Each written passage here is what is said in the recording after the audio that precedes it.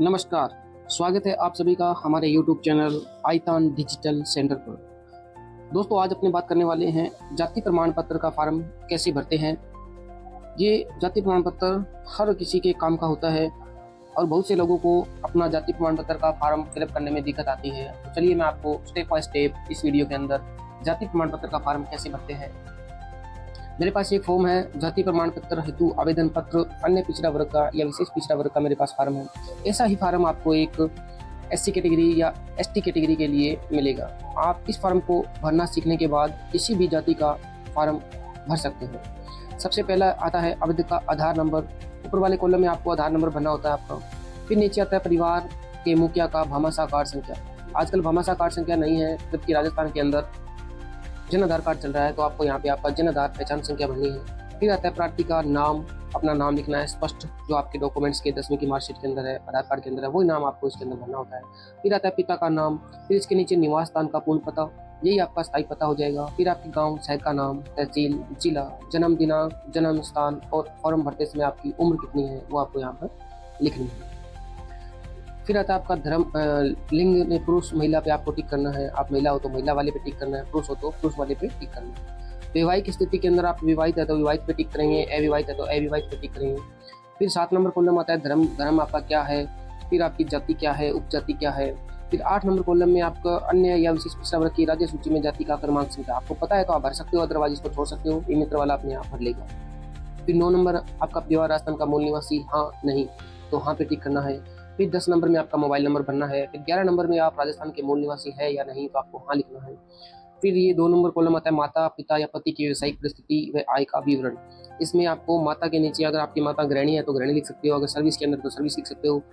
ऐसे ही आपके पिता अगर खेती करते हैं तो खेती लिख सकते हो, मजदूरी करें तो मजदूरी लिख दो, अगर सर्विस के अंदर है तो आप डिपार्टमेंट का नाम लिख दो।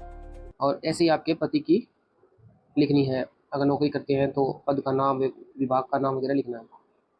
फिर इसी के अंदर नीचे पद का नाम, वेतन, उनका वेतनमान कितना है सालाना वो लिखना है। फिर आता है नीचे समस्त स्रोतों से कुटुंब की वार्षिक आय, आपके परिवार की पूरी आय कितनी है वो आपको इस कॉलम में लिखनी होती है। फिर आपको नीचे मृत्यु या स्थायी क्षमता, ये उन लोगों के लिए है अधिकारी की मृत्यु या स्थायी क्षमता की तारीख जब से वह सेवा में अयोग्य हो गया हो, या स्थायी क्षमता का ब्यौरा किस वजह से क्षमता आई है इसी के अंदर उसका ब्यौरा जाएगा। फिर नीचे दिनांक और स्थान और यहाँ पे आवेदक के हस्ताक्षर करने हैं। ये तो हो गया फॉर्म का पहला पेज। फिर दूसरे पेज की बात करते हैं। ये प्रमाण पत्र का पेज है। इसके अंदर आपको 2 उत्तरदायी व्यक्तियों के साइन करवाने होते हैं, एक तो यहाँ पे करवाने हैं, एक ये नीचे करवाना होता है। तो ये पहले में जो व्यक्ति यहाँ पे साइन करेगा वो अपने डिटेल भरेगा, अपना नाम लिखेगा, पिता का नाम लिखेगा, निवासी लिखेगा, विभाग का नाम जिस विभाग के अंदर नौकरी कर रहा है, फिर उसके कार्यालय का नाम लिखा जाएगा, फिर उसका पद लिखा जाएगा, फिर उसके मोबाइल नंबर लिखे जाएंगे।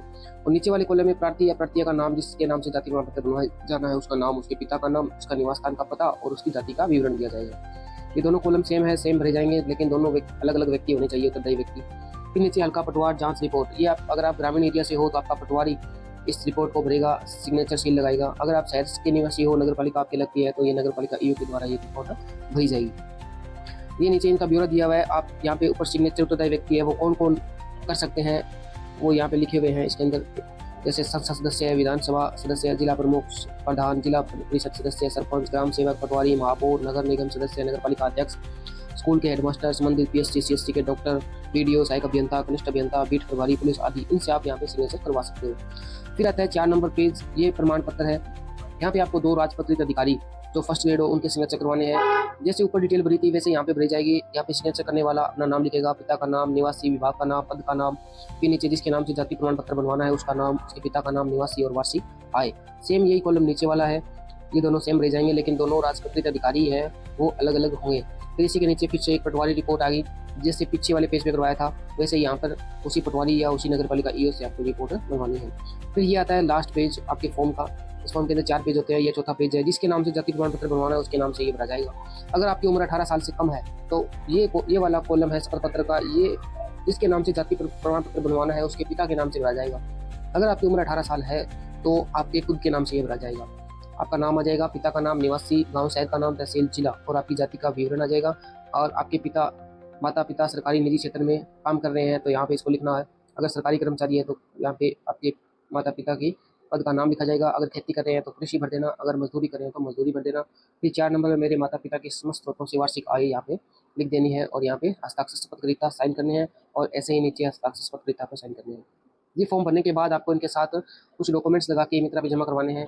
चलिए उन डॉक्यूमेंट्स की बात कर लेते हैं। तो उसमें सबसे पहले आपके परिवार का ration card, Jan Aadhaar card, जिसके नाम से जाति प्रमाण पत्र बनवाना है, उसका आधार कार्ड, उसके पिता का आधार कार्ड और उसके पिता का वोटर पहचान पत्र और 1980 और 1993 की वोटर लिस्ट जिसके अंदर आपके पिता का या दादा का या परदादा का नाम हो, वो वाला पेज आप यहाँ पे लगा सकते हो।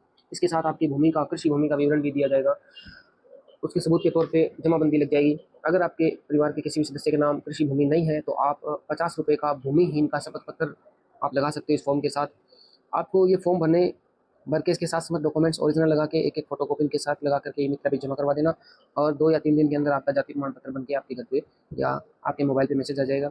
यहाँ पे अभ्यर्थी का फोटो लगाना है पासपोर्ट साइज का और उत्तरदायी व्यक्ति जो आप आगे साइन करवाओगे उसमें से किसी एक से उस फोटो को सत्यापित करवाना है।